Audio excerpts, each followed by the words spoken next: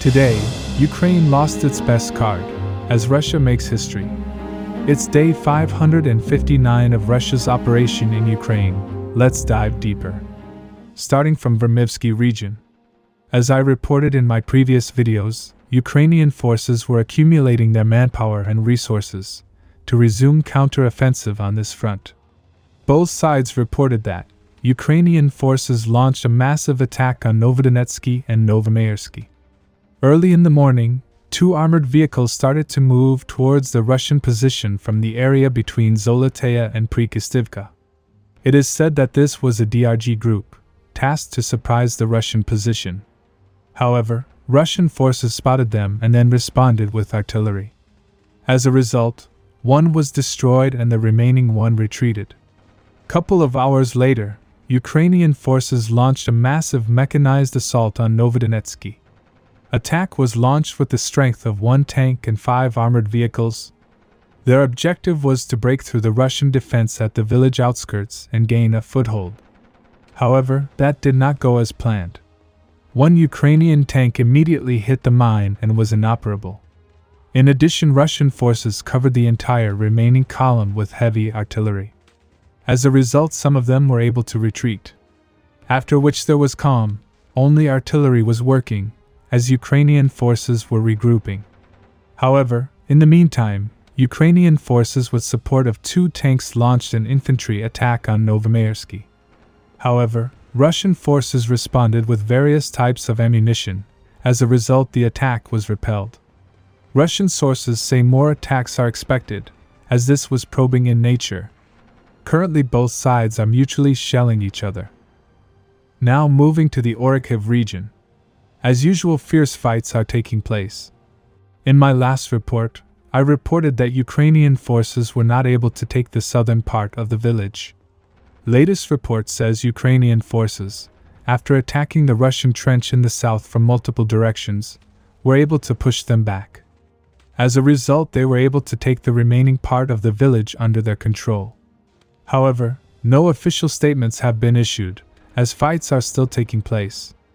To the east, Ukrainian forces continue their offensive operation in order to bypass Novoprokopivka. However, no changes were reported. Now near Verbove, Ukrainian forces are intensely attacking the northern outskirts. It is said Ukrainian forces were able to cross the first defensive line in a small area. This was confirmed by geolocated video of Russian forces shelling Ukrainian forces in this area. However, it is not confirmed if they were able to cross the first line with armored vehicles. In response, Russian artillery is hitting everything that tries to pass. Today, Russian forces were able to make history, as Ukrainian forces lost their best equipment. Many sources shared a video. It was of the destroyed Challenger tank, which means Russian forces were able to destroy the first ever Challenger. However, we are not sure where it was destroyed. Some say it was near Robotne, while some say it was near Verbove. But one thing is for sure, it will boost Russian forces' morale. Now moving to Klishivka.